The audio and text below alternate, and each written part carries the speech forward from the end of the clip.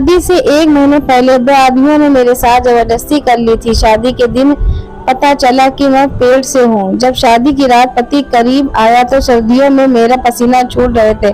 मैं दुल्हन बनी कमरे में पहुंची तो मेरा दिल बाहर आने को कर रहा था। शादी से लेकर आज तक मुझे एक ही डर था कि मेरा पति मेरी सच्चाई न जान जाने। सहम सहम कर मेरा वक्त गुजरा था और अब वह घड़ी आ गई थी कि जब मेरा सामना अपने पति से होना था कि अगर सामने मेरी सच्चाई जान ली तो क्या होगा। दरवाजे खोलने का आवाज पर मेरा शरीर कांपने लगा। मेरा पति चलता हुआ मेरे पास आया, मेरे पास सामने बैठा और मेरा घूंघट उठाया। मैं उसी वक्त बाकी दुल्हनों की तरह शर्माने के बजाय डर से कांप रही थी। मेरा पति मेरी तारीफ करने लगा, लेकिन मुझे डर लग रहा था कि हालांकि मेरा पति मुझे पहले भी देखा हुआ था। हमारा विवाह 3 महीने पहले ही हो चुका था। जब विदाई 3 महीने बाद हुई तो विदाई के वक्त मेरा दिल भी बाकी लड़कियों की तरह बहुत से अरमान थे। अपने पति को मैंने जब तक एक झलक देखी थी मेरा दिल धड़क रहा था। हालत वही रहती तो यकीनन मैं भी आज शर्मिंदी और धड़कते हुए दिल की यह तारीफें कबूल कर लेती होती। मगर 1 माह पहले जो मेरे साथ हादसा हुआ था उनमें मेरी हस्ती हिला दी थी। मैं हर पल खौफ से गुजरती आज यहाँ पहुंची थी और आज मैं पूरे हक से उनके पास आई थी तो मेरा दिल धड़क रहा था। मेरे पति मुझसे बातें कर रहे थे और उनकी नजर मेरे ऊपर पड़ी तो वह पीछे हट गए। मैं उनके पीछे हटने का सहम गई। उन्होंने मुझे गौर से देखते हुए बहुत अजीब सी बातें कह दी। मुझे लगा उन्हें मेरा राज पता चल गया है, मगर मुझे आश्चर्य तब हुआ जब उन्होंने सर झटक दिया और कहा कि मैं थक गया हूँ और शायद तुम भी थक गई होगी। तुम कपड़े बदल कर सो जाओ। वह मुझे कहते हुए सो गए थे और मैं अपनी जगह चुप बैठी रह गई। अजीब इंसान था, उसने मुझे छुआ ही नहीं। मुझे इस बात का पर परेशानी हो रही थी कि फिर मेरा दिल बहुत भारी होने लगा था। मैं कपड़े बदली और बिस्तर पर लेट गई, मगर मेरा दिमाग यही बात गूंज रही थी कि पहली ही रात मेरे पति ने मुझे छूने की बजाय इधर उधर की बातें करके सोने को कह दिया। मैं पूरी रात इसी बात को सोचती रह गई थी। अगले दिन मैं बहुत मुश्किल से अपने चेहरे पर मुस्कुराहट सजाए बैठी थी। मैं बचपन से बहुत खूबसूरत थी। मुझे यकीन था आज मेरा पति मुझे देखकर खुद वो हक जताने से रोक नहीं पाएंगे। मैं चाहती थी कि वह अपना हक हासिल करे। आज ज्यादा इंतजार नहीं करना पड़ा था। मेरे पति कमरे में आए और उनका मिजाज भी बहुत अच्छा लग रहा था। मैं इंतजार कर रही थी। फिर मुझे हैरत का झटका तब लगा जब मेरे पति ने आज रात भी वहाँ की बातें करके सोने को कहा और खुद भी सो गया। मैं सदमे में बैठी रह गई। क्या मुझमें इतनी कशिश भी नहीं थी कि मेरा पति मेरी तरफ आकर्षित होता। मेरी हालत अजीब सी होने लगी। पहले ही मेरे दिल में डर था कि कहीं मेरे पति सामने मेरी हरकत ना खुल जाए। ऊपर से मेरे पति का अजीब रवैया मुझे बौखलाहट में डाल रहा था। उन्होंने पूरा महीना गुजार दिया लेकिन कोई रिश्ते की बुनियाद नहीं रखी थी। मेरा दिमाग बहुत गहरा असर पड़ा था। मेरी हालत दिन ब दिन बिगड़ती जा रही थी कि मैं हर वक्त डरी रहती थी। तीसरा महीना शुरू हुआ, मेरे शरीर बदलने लगा और मुझे यही डर था। मैं चाहती थी कि इस वक्त से पहले मेरे पति से मेरा मजबूत रिश्ता बन जाए, मगर ऐसा नहीं हो पाया था और अब हालात खराब हो रहा था। एक दिन मेरी तबीयत बहुत ज्यादा बिगड़ी तो मेरे पति मुझे डॉक्टर के पास ले गए। डॉक्टर ने मेरा चेक करके वही जिसका मुझे डर था वह बोल रही थी कि मैं मां बनने वाली हूँ। मुझे पेट से हुए 3 महीना हो चुका है। मैं सदमे में जा चुकी थी या अब यकीनन मेरा पति मुझे डिवोर्स दे देगा और कोई भी इंसान यही करता। मेरा दिल चाहा मैं चीख चीख कर रोऊं, मगर मेरा शरीर बिल्कुल बेजान और ठंडा हो रहा था। डॉक्टर मेरे पति से बता रही थी कि टेंशन की वजह से मेरी हालत बहुत खराब हो गया है। मुझे अच्छी खुराक के साथ साथ अच्छे माहौल की भी जरूरत है। मेरी आंखों में 5 महीने पहले गुजरे हुए हादसे किसी फिल्म के तरीके चल रहा था। विदाई से पहले, विदाई के 1 महीने बाद मैं एग्जाम देने कॉलेज जा रही थी कि मुझे 2 नौजवानों ने पकड़ लिया था। मैं उस वक्त सुनसान जगह पे थी। मेरी चीख पुकार से भी कोई फायदा नहीं हुआ था और लड़के वहीं गरीब किसी जगह ले जाकर मेरी बेबसी का फायदा उठा लिया। मैं चीख चीख कर रोना चाहती थी मगर मेरी आवाज दब गई थी। मैं कुछ नहीं देख पाई थी कि ना मैं ज्यादा कुछ जानती थी। मुझे बस इतना याद था, एक लड़का जिसने मेरे साथ गलत किया था, वह मास्क लगाया हुआ था और उसके शर्ट पर भी अजीब सा कुछ लिखा हुआ था, मगर यह सबूत बाद में तलाश करने पर नहीं दिखे थे। उस वक्त सदमे में कुछ देर तो वहीं पड़ी रही। मुझे लगा कि मैं मर जाऊंगी, मगर ना मरी। तब मैं अपनी जान ले लेना चाहती थी। कुछ देर बाद उन्होंने मुझे उसी जगह पर ले जाकर छोड़ दिया जहां से वह मुझे ले आए गए थे। मैं खुद को संभालती रोती रोती घर पहुंची तो छोटी बहन के अलावा कोई नहीं था। मैं अपने कमरे में जाकर बंद हो गई और फूट फूट कर रोने लगी थी। कभी किसी को बताने की हिम्मत ना कर पाई थी। आहिस्ता आहिस्ता मैं उस तकलीफ से निकलने लगी। मैंने घर वालों से यह बात छुपा रही थी और खुद को संभाल लिया, मगर कुछ दिन के बाद मेरी तबीयत में बदलाव महसूस होने लगी। अक्सर मेरा सर चकराने लगता और मुझे उबकाई आने लगती थी। मैं डर गई थी कि यह सब उस दिन का नतीजा तो ना हो। मैं चुपचाप लेडी डॉक्टर के पास गई और चेकअप करवा कर भगवान से प्रार्थना की कि ऐसा ना हो।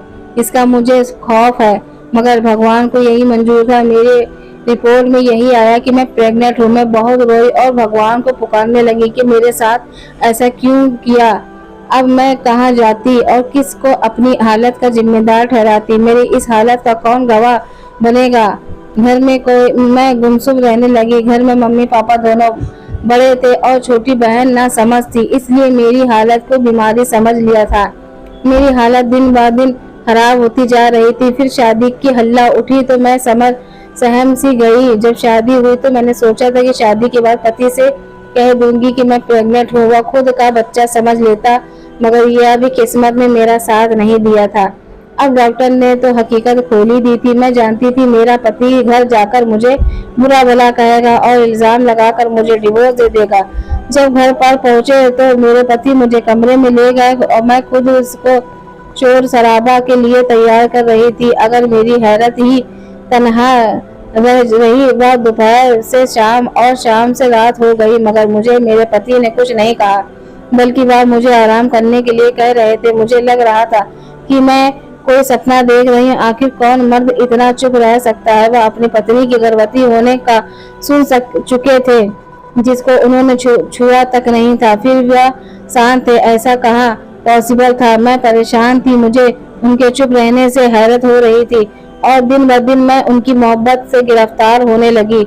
वक्त गुजरता जा रहा था और वह मेरा हर तरह का ख्याल रखने लगे थे। मेरे लिए फूल लाते, दूध भी, और अपने हाथ से पिलाते। मैं इन सबको उनकी मोहब्बत समझती रही, मगर फिर भी कभी कभी मुझे उन पर बहुत हैरत होती थी। खैर, मैंने सारा वक्त सुकून से गुजारा था। फिर मैंने शादी के 8 महीने बाद एक खूबसूरत बच्चे को जन्म दिया। मुझे इस बच्चे की किस्मत पे भी अफसोस हो रहा था और उसकी किस्मत भी शायद बाप की मोहब्बत नहीं थी।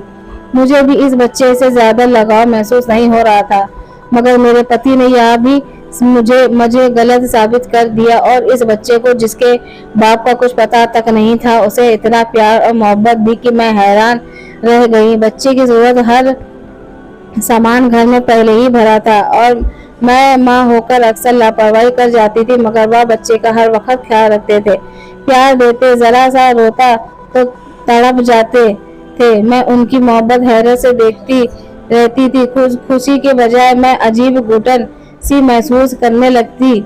आखिर इतना अच्छा कैसे हो सकता है। मुझे लगा इसमें इंसानियत बहुत ज्यादा थी और शायद वह सारी मोहब्बत जो मुझे दी गई थी वह भी इंसानियत के नाते थी। मैं उनकी मोहब्बत, उस बच्चे के खास देखभाल कर पागल होने लगी थी। वह बच्चा कभी दूध देर से मिलने पर भी रो देता। यह सिलसिला कुछ दिन तक चलता तो मेरी बर्दाश्त खत्म हो गई थी और एक दिन मैं अपने पति से लड़ पड़ी। मैंने उससे कहा कि वाह, तुम इतना चुप क्यों हो, मुझसे कभी सवाल क्यों नहीं किया। वह पहले मुझे और फिर मेरे बच्चे को इतना प्यार कैसे दे दिया। मैं चीख पड़ी थी। लड़ने पर वह खामोश नजरों से मुझे देखने लगे। मैं रो रही थी। मैंने उनसे पूछा कि क्या उन्हें पहले दिन भर मुझ पर शक नहीं हुआ था। अब जब उन्हें मेरे शरीर से बदलाव महसूस की थी, वह बोले कि हाँ, मुझे शक हुआ था, मगर तुमने कुछ नहीं बताया। मुझे अजीब उनकी जवाब का झटका लगा। मेरे सर पर चकराने लगा। मुझे एहसास हुआ कि मेरे पति एक अजीब किस्म की आदमी है। वह जानते थे और उन्होंने पूछा नहीं कि क्यों और कब हुआ। जानने की कोशिश तक नहीं की। मेरे झगड़ने पर वह बोले, मैं तुम्हें मैं आज एक हकीकत बताना चाहता हूँ। वह शांत थे और उस दिन उन्होंने जो सच्चाई बताई वह मुझे अंदर तक हिलाकर रख दी थी।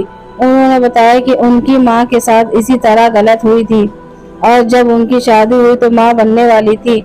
उन्होंने मेरे बाप को नहीं बताया। जब शादी की रात मेरे बाप को यह हकीकत पता चली तो उन्होंने तुरंत हंगामा किया। वह अपनी पत्नी को अपनाए रखा, बस इतना ही रहम कर पाए। हालांकि मेरी माँ के साथ गलत हुआ था और उनका कोई कसूर नहीं था। वह मेरे बाप की तानों और डांट फटकार सुनती रही। फिर मैं पैदा हुआ तो उन्होंने मुझे कभी प्यार नहीं दिया क्योंकि मैं नाजायज बच्चा था। मेरे पति बोल रहे थे और मैं पत्थर की तरह बन चुकी थी। मैंने अपने पति की माँ की किस्मत पाई थी तो यह था वह बात जिसकी वजह से उन्हें शक होने पर भी मुझसे सवाल नहीं किया, बल्कि वो हकीकत पता चली तो लड़ने या मारने के बजाय दिल से अपना लिया। मेरे पति ने मेरी तरफ देखा और मुझसे कहा कि पर तुमसे मुझसे ये बात क्यों छुपाई। मैं उनके सवाल पर निठार सी हो गई। फिर कहा, औरत सिर्फ इल्जाम से डरती है। मुझे भी यही डर था कि मुझ पर यकीन नहीं किया जाएगा। मेरे पास कोई सबूत नहीं था। मुझे यह खबर थी कि आप मुझ पर भरोसा करेंगे या नहीं। अगर शादी की रात सवाल कर देते तो मैं सब कुछ बता देती, कुछ भी नहीं छिपाती। मेरे रोने पर मेरे पति ने मेरा हाथ थाम लिया और मुझसे कहा कि अब याद रखना, मुझे तुम पर यकीन है और अब ज्यादा मत सोचना। मैंने प्यार भरी नजरों से उन्हें देखा। मेरा दिल उनकी मोहब्बत पर खुशी से भड़क उठा। आज सब कुछ खुल चुका था। ये लग रहा था कि आज हम दोनों ने अपनी हर सच्चाई दूसरे को बता दी है, मगर मैं गलत थी। अभी तो मैं बहुत सी सच्चाई को नहीं जानती थी। अभी तो मेरे सर पर आसमान गिरना बाकी था। अब इन सबसे बेखबर खुश हो गई। मेरी जिंदगी अपने पति की वजह से अच्छी और पुरसुकून गुजरने लगी थी। अब मेरा भरोसा अपने पति पर ज्यादा हो गया और कुछ दिन बाद मुझे दोबारा से माँ बनने की खुशखबरी मिली थी। इस बार यह फर्क था मैं इसी खुशी को खुलकर महसूस कर रही थी। इस बार वह वैसे ख्याल रख रहे थे जैसे पहले रखा। इस बार उन्होंने काम वाली रख ली थी। काम वाली मेरे बड़े बेटे को संभालने बैठती थी। मैंने सोचा कि मैं स्टोर रूम में कुछ सामान निकाल लूँ। वह सारा सामान जो बड़े बेटे को पैदा होने के बाद जरूरत पड़ा था। जब वह बड़ा हुआ तो मेरे पति ने सब स्टोर रूम में रख दिया। मुझे सिर्फ 1 महीना बाकी था। मैंने सोचा कि सामान वगैरह उठाकर पहले से चेक कर लूँ। स्टोर से लाइट ऑन की पूरी बॉक्स खोलकर सारा सामान निकाल रही थी, तब मुझे बॉक्स में एक कोने में एक बहुत पुरानी संदूक मिला। मैंने वहाँ भी संदूक सामान में रखा और काम वाली को बुलाकर वह सारा सामान मेरे कमरे में ले जाने को कहा। वहाँ मेरे कहने पर सामान ले जाकर कमरे में रख दी। मैं सामान निकाल कर देख रही थी कि मेरे सामने वो पुराना संदूक आ गया। मैंने उस संदूक को खोला। उसमें से जो सामान निकला उसे देखकर मेरे होश उड़ गए। मैं सर से पांव तक कांप रही थी। मेरा दिल डूबा रहा था। मैं यकीन करने को तैयार नहीं थी कि ऐसे कैसा हो सकता है। मेरे पति तो एक अच्छा इंसान था, फिर मेरे सामने उसका पड़ा हुआ यह सामान उसका कौन सा पालतू था। मेरा पति घर आया तो मैंने उसका कॉलर पकड़कर कहा, काला शर्ट और काला मास्क उसके मुंह पर फेंक दिया। मेरे साथ गलत करने वाला कोई और नहीं, मेरा अपना पति था। मैं उस आदमी पर चिल्ला रही थी कि उसने मेरे साथ ऐसा क्यों किया, मुझे ऐसी तकलीफ क्यों दी। वह बोलो कि तुम मेरे विवाह में थी, मैंने कोई पाप नहीं किया। मैं बस तुम्हें आजमाना चाहता था। मैं जानता चाहता था कि तुम मुझसे सच्चाई बताती हो या नहीं। उसकी बात पर मुझे धक्का सा लगा। सिर्फ आजमाने के लिए उस इंसान ने मुझे इतनी तकलीफ दी। अपने पति की सच्चाई जानने के बाद मुझे सारा वक्त याद आने लगा।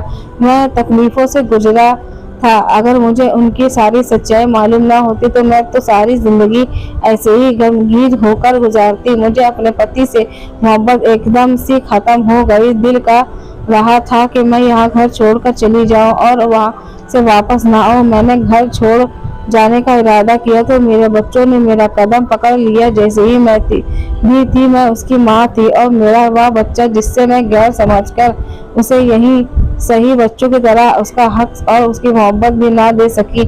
अब तो मुझे उसका दुख से हो रहा था और उस बच्चे ने अनाथ बच्चे की तरह गुजारा था। मुझे अपने पति से नफरत महसूस हो रही थी, लेकिन मेरे पास वापसी का कोई रास्ता नहीं था।